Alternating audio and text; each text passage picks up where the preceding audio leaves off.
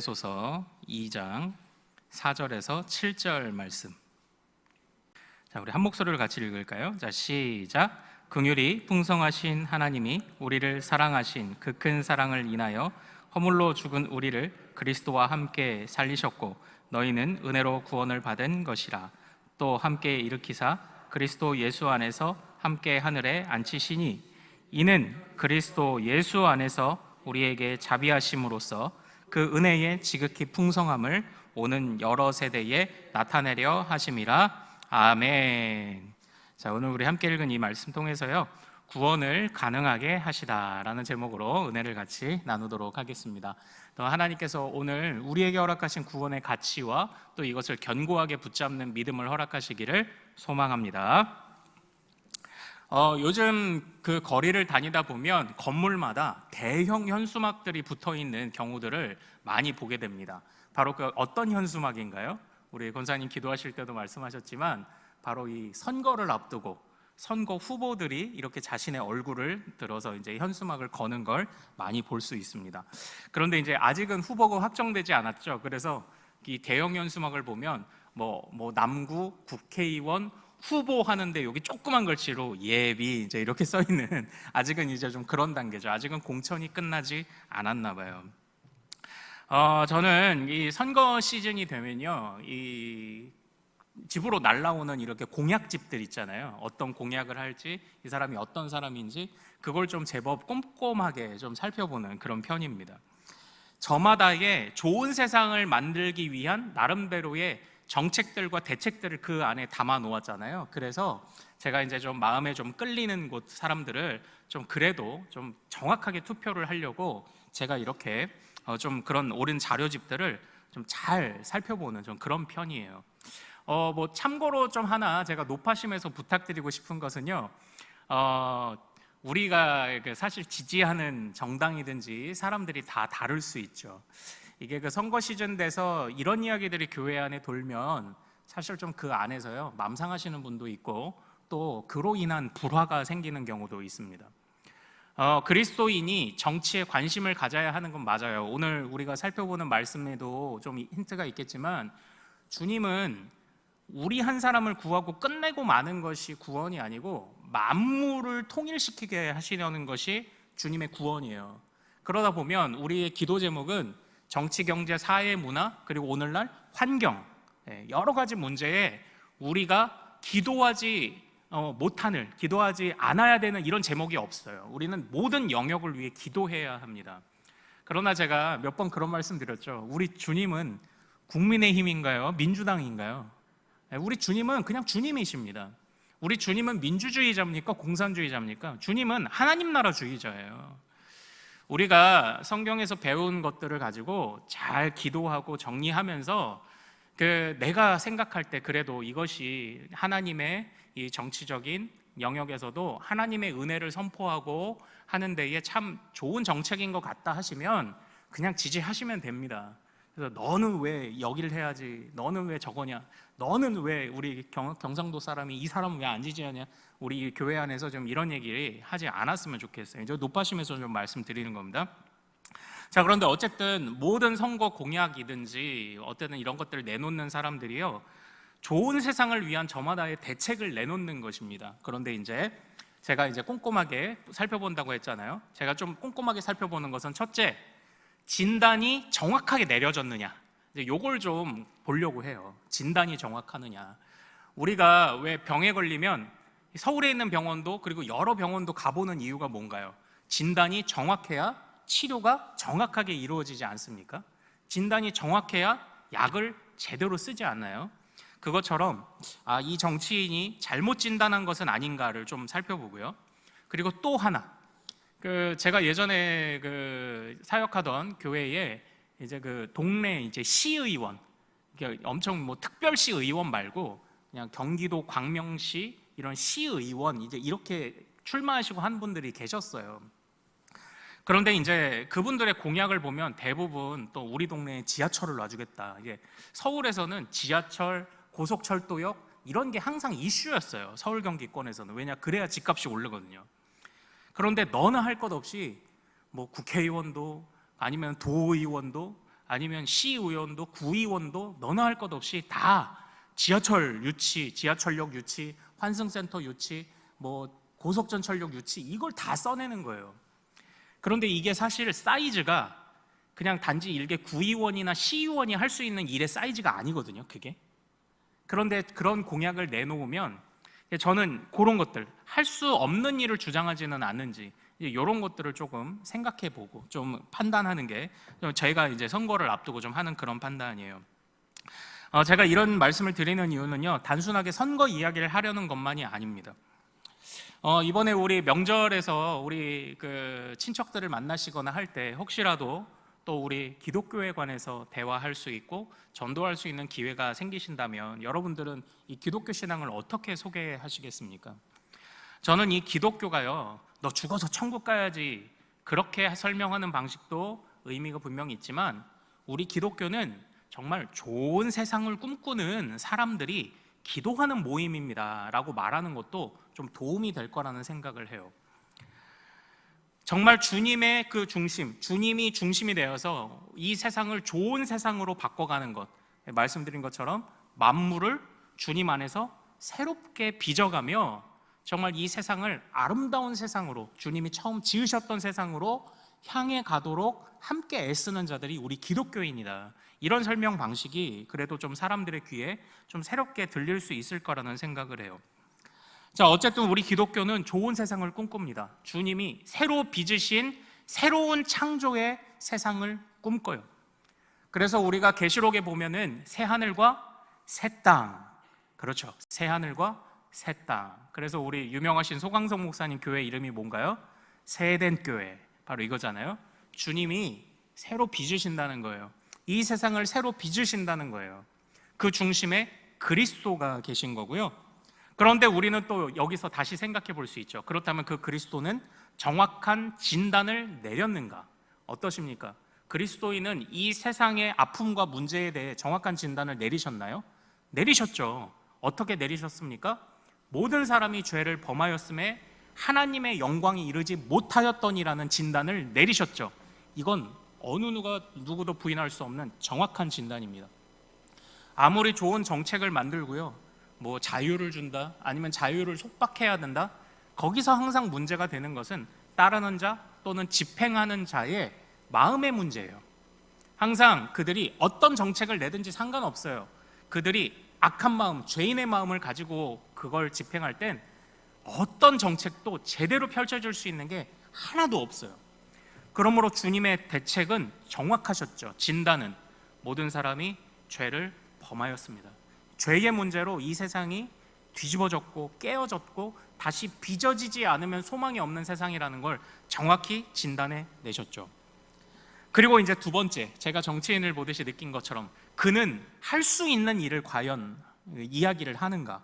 어떻습니까? 이게 우리가 2주 전에 봤던 마태복음 11장에 세례 요한이 갖는 의문이었죠. 세례 요한은 주님이 와서 세상에 불을 던질 줄 알았는데 오히려 자신 같은 믿음의 사람들이 옥에 갇히는 일을 경험하게 하신 거죠.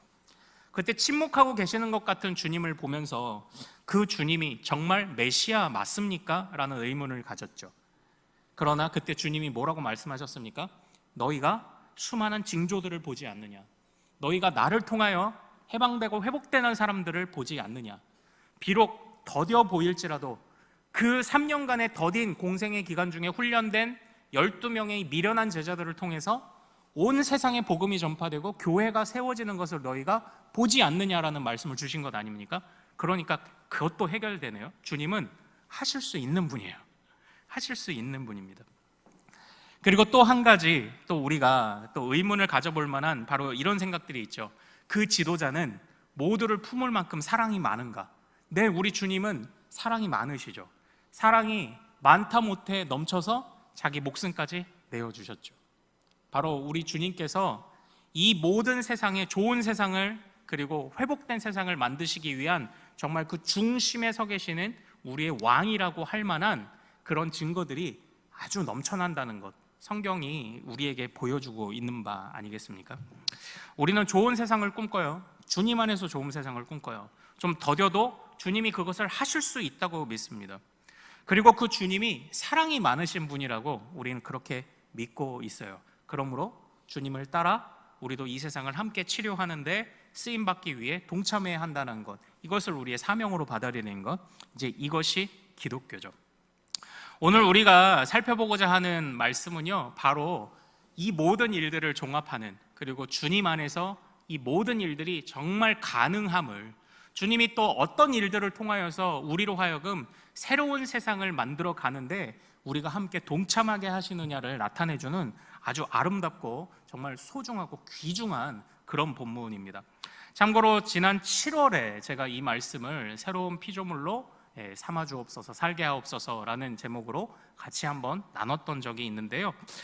우리가 이 말씀을 다시 한번 좀 살펴보며, 특별히 오늘은 1장까지 좀 넘어가서 에베소서 말씀을 살펴보면서 주님이 우리에게 주시는 정말 이 구원의 가치, 주님이 이루고자 하시는 그 목표 지점들, 우리를 또 어떻게 사용하시고자 하는지, 이런 것들을 종합적으로 좀 보기를 원합니다. 자, 주님은요 하실 수 있는 분이에요. 그러니까 결국 구원을 가능하게 하시는 그 핵심이시죠. 주님은 하실 수 있습니다. 정확한 진단도 내리셨습니다. 게다가 사랑도 많으신 우리의 왕이십니다. 그것을 이 사도 요한은 어떻게 말하고 있습니까? 바로 이방인과 유대인을 주님 안에서 하나가 되게 하셨다는 것에서 바로 그 주님의 놀라운 능력과 사랑이 많으신 주님의 은혜를 찬양하고 있어요. 우리 에베소서 2장 1절부터 2절까지 한번 좀 읽어볼까요?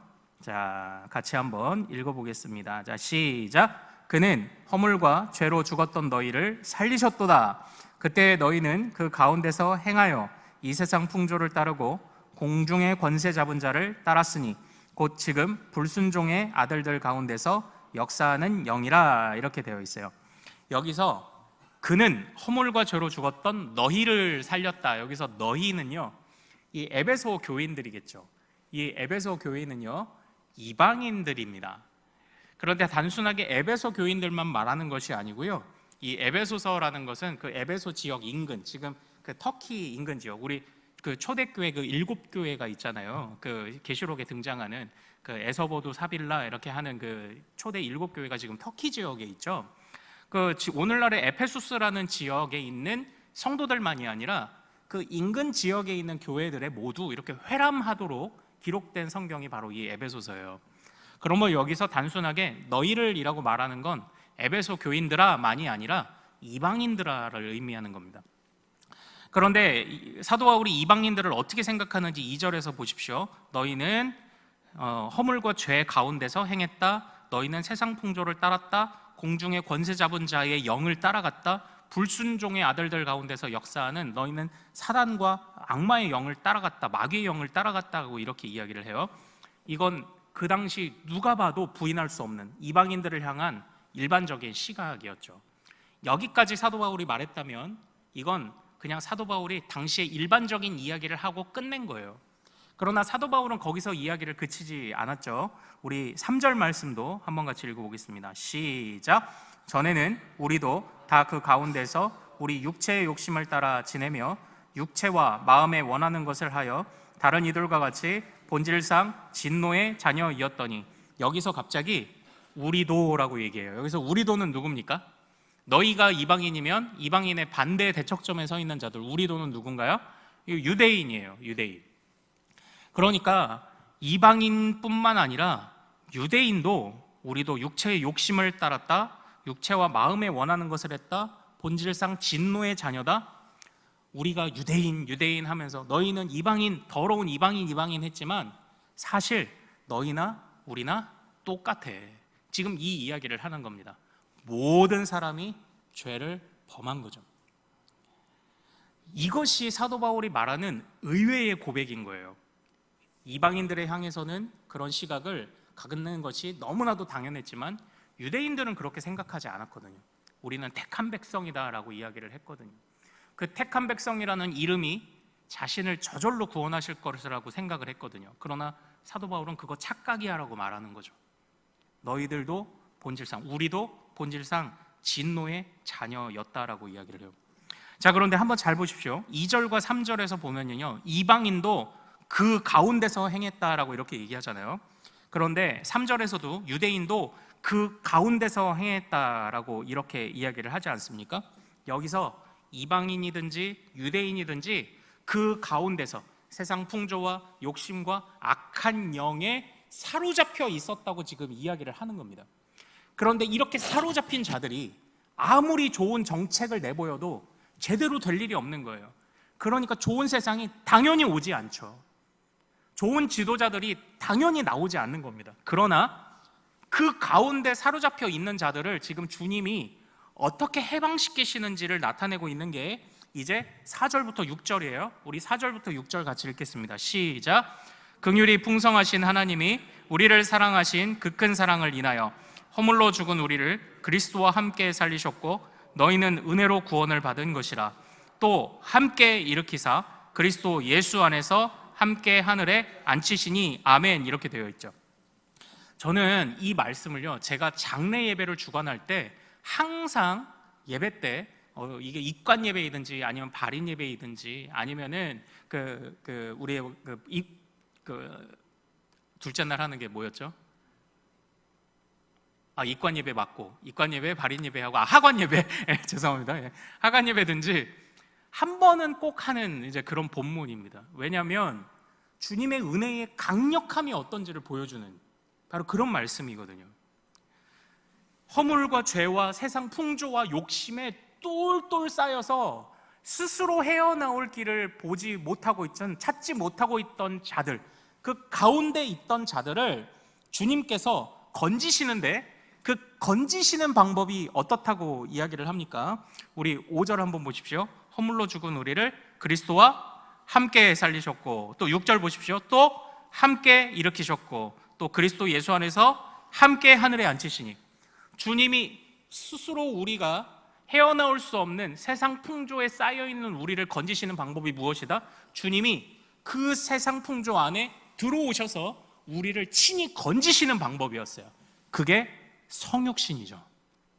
주님이 이 세상에 적진의 한가운데 들어오셔서 그의 백성들을 친히 건져내시기 위해 친히 홀로 그 모든 짐을 지고 우리에게 오신 주님이 특공대죠. 우리의 구원자죠. 그 적진 한가운데 하늘 영광을 버리고 이 적진 한가운데 그 세상 풍조와 악한 영이 사로잡고 있었던 그곳에 뛰어들어 오셨던 것. 그런데 등 떠밀어서 억지로 오셨습니까? 아니에요. 등 떠밀어서 억지로 오신 게 아니죠. 우리 4절 말씀을 다시 한번 읽어봅시다. 시작. 긍휼이 풍성하신 하나님이 우리를 사랑하신 그 큰 사랑을 인하여. 제가 아까 지도자의 정말 좋은 세상을 만들기 위한 지도자의 조건 하나 무엇라 말씀드렸습니까? 정말 사랑이 많은가, 백성들을 생각하는가. 그런데 우리 주님은 바로 그 지도자시죠. 바로 그 왕이시죠.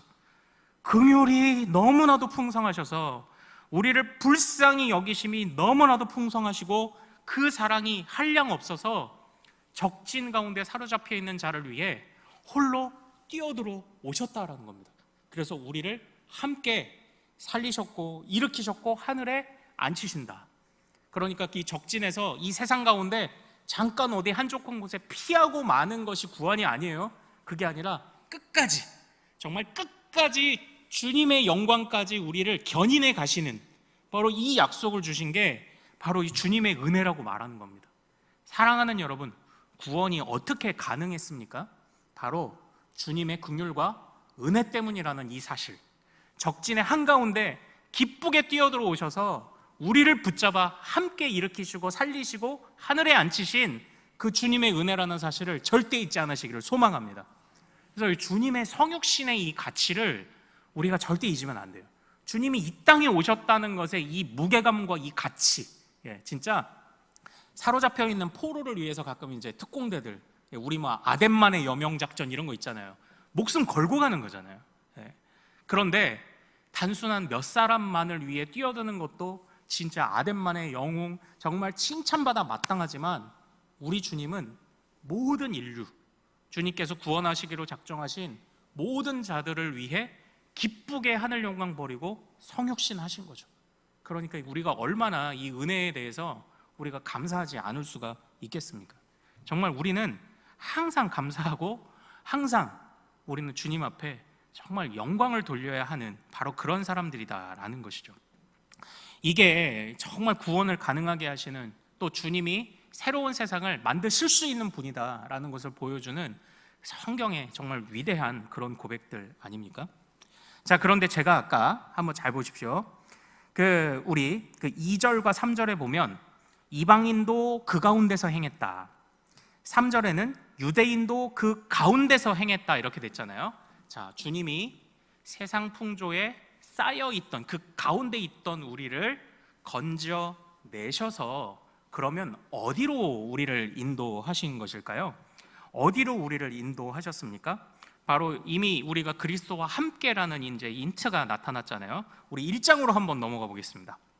여기서부터 이제 우리는 좀 1장을 봐야 돼요. 이 성경 안에 굉장히 아름답고 깊은 의미를 가진 표현들이 이제 나와요.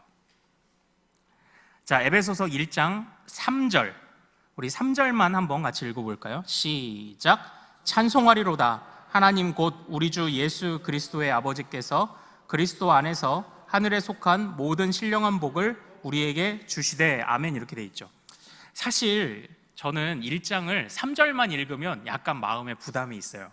왜냐하면 3절부터 14절이요, 원래는 한 문장입니다.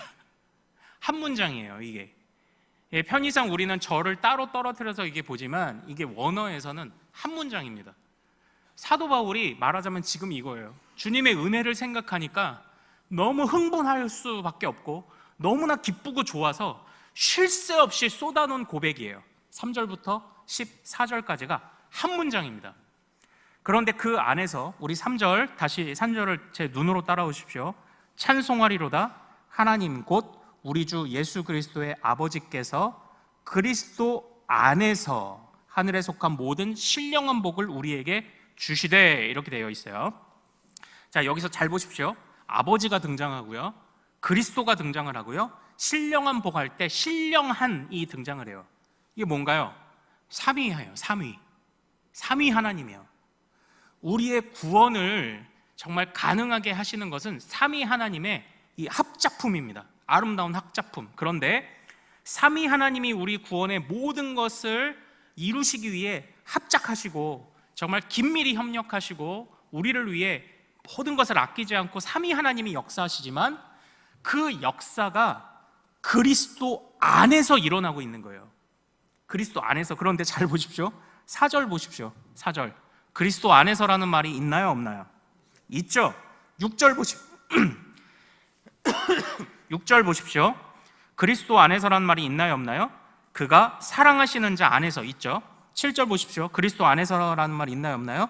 있죠. 그리스도 안에서. 5절 보십시오. 9절 그리스도 안에서. 10절 그리스도 안에서. 11절 그 안에서. 11절 그리스도 안에서. 13절 그 안에서. 또 13절에 그 안에서가 두 번 나오죠. 결국 이 사도 바울이 지금 이야기하고 있는 이 구원이라는 것이 삼위 하나님의 합작품인데 이 모든 것이 그리스도 안에서 됐습니다. 그러므로 세상의 가운데에 정말 꽁꽁 쌓여서 벗어날 수 없는 자들을 주님이 친히 성육신하셔서 함께 우리와 함께 우리를 건져내셔서 우리를 주님 안에 살도록 가두신 거예요. 주님의 은혜 안에 살도록 가두셨다라는 것을 이 3절부터 14절까지 10번을 말하고 있습니다. 그러니까 이 성경 안에서요, 그리스도 안에서, 그 안에서라는 표현이 얼마나 강력한 표현인지 몰라요. 세상의 한가운데 살아가던 우리를, 헤어나올 수 없는 길을 찾지 못했던 우리를 주님께서 함께 옮기셔서 주님으로 싸매어 주셨다. 주님이 우리를 그 은혜로 꽁꽁 싸매어 주셨다. 이 은혜는 어느 누구도 빼앗을 수도 없고요, 이 은혜는 어느 누구도 침범할 수 없어요. 이 구원은 너무나도 강력한 것이어서 이 주님이 주신 구원을 어느 누구도 훼손할 수가 없어요. 바로 이러한 가치를 가진 자가 바로 우리라는 겁니다. 주님이 우리를 이렇게 구원이 가능하도록 이렇게 역사를 하셨다는 겁니다. 정말 주님 왕이시죠. 정말 주님, 정말 이걸 해내신 주님께서 우리를 이끌어 가시는 세상, 정말 우리가 따라가지 않을 수 없는 거죠. 정말 주님은 하셨고 하실 수 있는 분이라는 겁니다. 이 세상을 치료할 수 있는 분이죠. 바로 그러한 것을 우리가 잊지 않아야 합니다. 자, 그런데요, 이제 이렇게 주님 안에서 우리의 구원이 가능하다라는 것에서 저는 오늘 한 가지를 더 살펴보기를 원해요. 주님 안에서 이 구원이 가능해졌습니다. 주님의 은혜입니다. 삼위 하나님의 긴밀한 연결과 긴밀한 일하심이 있었지만, 그런데 그것이 그리스도 안에서 이루어졌습니다. 이 강력한 그리스도의 은혜. 그런데 이것이요, 우리 에베소서 1장 23절로 가보겠습니다. 23절 한번 같이 읽겠습니다. 23절. 자, 시작. 교회는 그의 몸이니 만물 안에서 만물을 충만하게 하시는 이의 충만함이니라. 아멘. 그리스도의 놀라운 구원의 역사에 대미를 장식하는 게 뭐입니까? 교회예요. 제가 오늘 사실 좀 힘주어 살펴보고자 하는 부분이 바로 여기입니다. 교회. 이미 우리가 살펴본 그리스도 안에서 구원이 가능해졌다. 삼위 하나님도 역사하시지만 이것이 그리스도 안에서 이루어졌다. 그리스도의 가치를 보는 것만도 의미가 있지만, 이 마지막 소술, 참고로요, 에베소서 1장 15절부터 23절도 한 문장이에요. 그래서 에베소서는 1절, 2절이 인사말이죠. 인사말 다음에 나머지 1장이 딱 두 문장으로 되어 있습니다. 정말 주님께서 우리에게 베푸신 은혜가 얼마나 놀라운지 또 말하고 또 말하고 또 말하는 거예요. 어떤 사람들은 계속 같은 얘기 한다고 할진 모르겠습니다. 그런데요, 제가 오늘 어떤 이렇게 자료들을 보다가요, 정말 귀한 문장 하나를 발견했습니다. 그리스도인은 항상 반복되는 일을 두려워하지 말아야 된다, 이렇게 얘기를 해요. 우리가 매주 나와서 예배하죠. 우리가 그냥 매일 기도한다, 말씀 묵상한다. 어떻게 보면 기독교의 신앙생활은 특별할 거 없어요. 매일 하는 걸 그냥 계속 하는 겁니다. 그런데 그걸 두려워하거나 그걸 벗어나는 순간 거기서부터 믿음이 깨어지기 시작하는 거예요. 그리스도인은 매일 반복되는 일을 두려워해서는 안 된다. 그러니까 사도 바울이 이렇게 반복적으로 항상 강조하고 있는 부분을요, 우리는 그 안에서 맨날 또 그 얘기하네, 맨날 똑같은 얘기 하네가 아니라 그 안에서 반복할 수밖에 없는 그 사도 바울의, 또한 성경의 우리 믿음의 선배들의 그 마음의 감격의 고백들을 볼 수 있어야 돼요. 그게 우리의 믿음의 성장을 이루어주는 겁니다. 자, 그런데 15절부터 23절까지 또 노래하고 있는 주님과 우리와의 연합, 하나됨, 주님의 나라 안에서 우리가 주님께 둘러싸여 있음, 세상에 둘러싸인 게 아니라 주님께 둘러싸여 있음을 마지막에 교회를 언급함으로 끝내고 있다는 것, 이게 중요합니다. 자, 여기서요, 교회를 어떻게 정의 내리고 있습니까? 23절, 교회는 그의 몸이에요. 이건 어려운 거 아닙니다. 주님은 우리 머리시죠. 그러니까 주님의 지도를 받아 교회가 살아가야 한다라는 거죠. 근데요, 여기 보십시오. 만물 안에서 만물을 충만하게 하시는 이의 충만함이니라. 사실 이 문장 조금 애매하죠. 쉽지 않죠. 그런데 이 문장을 이렇게 이해하면 좋아요. 예전에 이제 저도 고등학교 때까지 계속 도시락을 이제 2개씩 싸갖고 다니면서 점심과 저녁을 먹었어요. 이제 야간 자율학습을 하느라고. 그런데 그 도시락을 볼 때마다 이게 엄마의 사랑을 느끼지 않습니까? 엄마의 사랑을 느끼고 하는데, 이게 어느 날 그냥 저도 좀 이제 약간 좀 감상적으로 이렇게 젖어 들어갈 때 이 도시락을 보는데 갑자기 엄마 생각이 확 나면서 약간 마음이 먹먹한 거예요. 감사한 마음도 있고 더 열심히 해야 되는데 미안한 마음도 있고 이렇게 드는 거죠. 그 순간에 이 도시락은 도시락이 아니에요. 이거는 그냥 엄마야. 이 도시락을 보면 그냥 이건 엄마예요. 엄마. 바로 그런 겁니다. 우리가 왜 우리 자식이 또는 우리 부모님들 먼저 이렇게 떠나보내드리고 하면 부모님이 사용하시던 물건들 보면 부모님 생각나잖아요. 이게 엄마가 입으시던 옷이야, 이게 아니죠. 이걸 보면 그냥 이건 엄마야, 이런 마음이 들 때가 있지 않습니까? 교회가 그렇다는 겁니다. 교회가요, 만물을 충만하게 하시는 그러니까 이게 자칫 오해하면 만물이 또는 교회가 주님을 충만하게 한다, 이렇게 오해하면 안 돼요. 주님은 이미 충만하세요. 왜냐하면 주님은 만물을 고치시는 분이기 때문이에요. 그래서 만물이 주님을 채워드릴 수 없어요. 주님은 이미 충만하세요. 그런데 주님이 그 충만함을 가득 담아 놓으신 것이 교회라는 거예요. 그런 의미로 보면 돼요. 교회는 주님의 충만함이 가득 담겨 있는 곳입니다, 이거예요. 그래서 제가 여기에서 좀 놀랄만한 말씀을, 우리 믿음의 선배들의 신앙의 고백을 하나 선포할게요. 교회 밖에는 구원이 없어요. 우리는 오늘날 이런 이야기를 하죠. 구원은 주님의 이름으로, 예수 이름으로 받는 거다. 이게 맞습니다. 맞아요. 그런데 오늘날 이렇게 매체가 발달하고 뭐 유튜브만 틀면은 수많은 말씀들이 쏟아지고 이러는 시대가 되었어도 우리가 절대 잊지 말아야 하는 것이 뭐냐면 구원은 교회 밖에 없어요. 왜냐? 교회만이 그리스도의 충만함으로 가득 차 있는 곳이기 때문이에요. 주님은 그 구원에 있어서 교회를 사용하시는 겁니다. 주님은 그 구원에 있어서 교회를 통해 일하시기로 작정하셨어요. 그렇기 때문에 교회를 통하지 않으면 교회 밖에 구원이 없다고 고백한 것이 우리 믿음의 선배들이었어요. 오늘날은 우리가 교회를 너무나 온라인 교회, 아니면은 뭐 가나안 성도들은 나도 교회야, 나도 부름받은 주님의 성전이야 말하지만 우리가 그런 교회를 그렇게 정의 내리는 데에 주의해야 합니다. 교회는 항상 공동체로 모이고 함께 모여 예배하는 공동체예요. 이것은 우리 교회, 우리 큰숲교회 아니면 눈에 보이는 이런 교회들이 완벽하다고 해서 주님의 충만함이라고 말하는 게 아닙니다. 우리는 부족해요. 그러나 주님이 교회를 사용하시기로 작정하셨어요. 그리고 그 주님이 그 교회를 성장시키시고 성숙해 가게 하시며 주님의 충만함이 그 교회 안에 묻어날 수 있도록 주님이 계획하셨어요. 그러므로 교회를 통해 구원이 흘러가는 겁니다. 그러니까 우리가요 단순하게 복음 전하고 그냥 예전에 이제 그런 방식을 많이 하지 않습니까? 복음 전하고 그 사람이 받아들이면 와, 당신은 천국 백성입니다 하는 방식에 대해서 우리가 좀 반성할 필요도 있는 겁니다.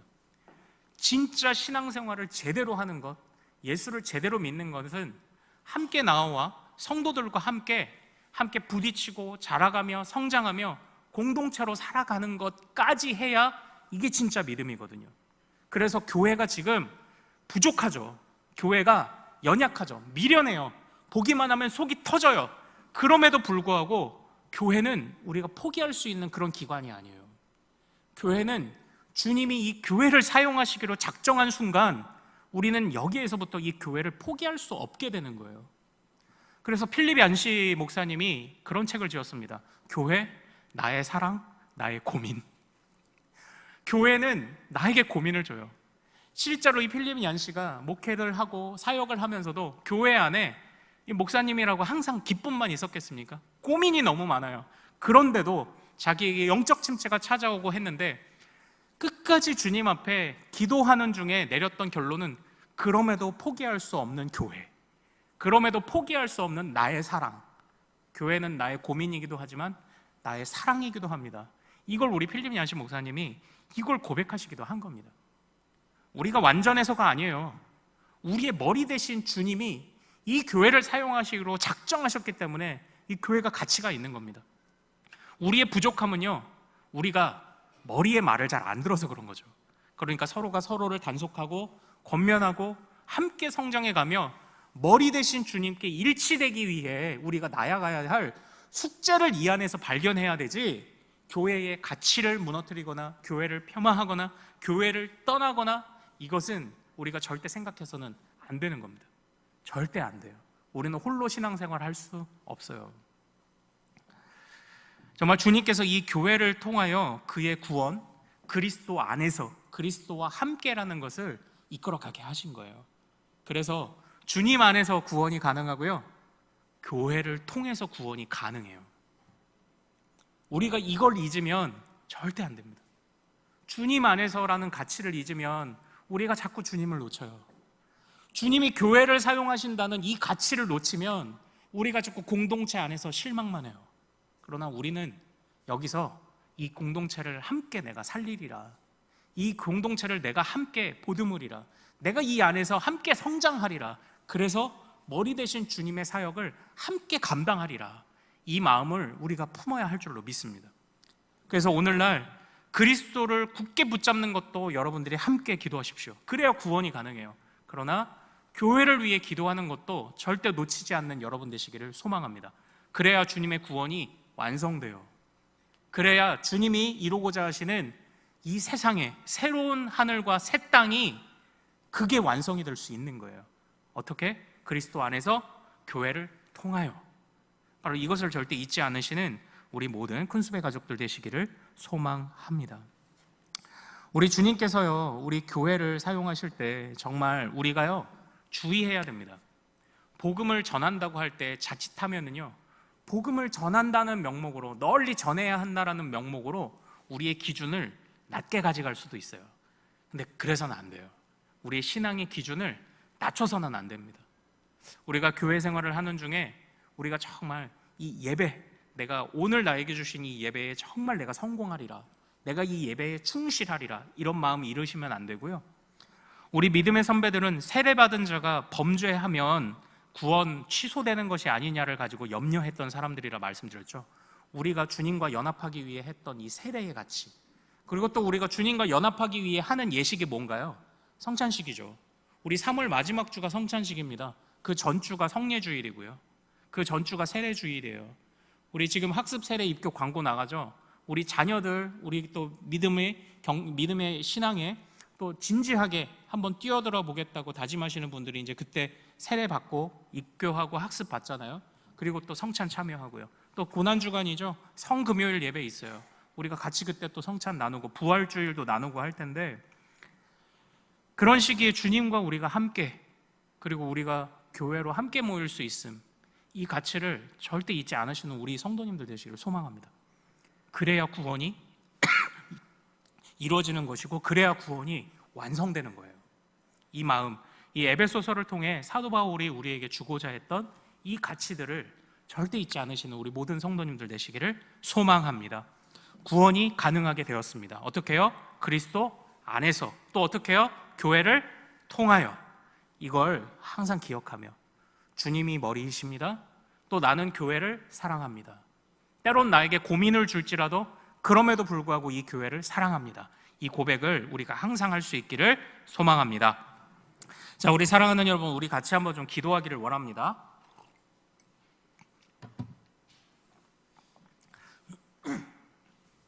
우리를 이 세상 풍조 가운데에서 참 우리를 건지신 주님, 이 세상에 악한 영들에게 꽁꽁 싸매어져 있던 우리에게 친히 적진의 한가운데 뛰어들어 오셔서 우리를 건지신 그 그리스도의 가치, 이제는 우리가 그들 가운데, 세상 가운데가 아니라 주님 안에서 살게 하신 그 은혜를 우리가 잊지 않는 자들 되도록 도와주시옵소서. 또한 그리고 그렇게 주의 피값으로 세우신 이 교회는 우리에게 정말 고민을 많이 주는 공동체이지만, 그러나 우리가 이 교회를 포기하지 않도록 도와주옵소서. 우리가 이 교회 안에 많은 어려움들이 있고 문제들이 있어도 그래도 내가 이 공동체를 포기하지 않고 주님께서 이 세상을 고치실 수 있는 분이기에, 적진 한가운데서 우리를 꺼내어 주신 분이기에 여전히 덜 익은, 덜 성숙한 우리 교회도 주님께서 붙잡아 주실 수 있습니다. 주님이 우리 교회도 고치실 수 있습니다. 주님 안에서 교회를 통하여 구원이 완성됩니다. 구원이 전달됩니다. 이 마음 잊지 않게 해달라고 우리 주여 이름 크게 한번 부르고 같이 기도하기를 원합니다. 우리 주여 한번 크게 부르고 말씀 붙잡고 기도합니다. 주여!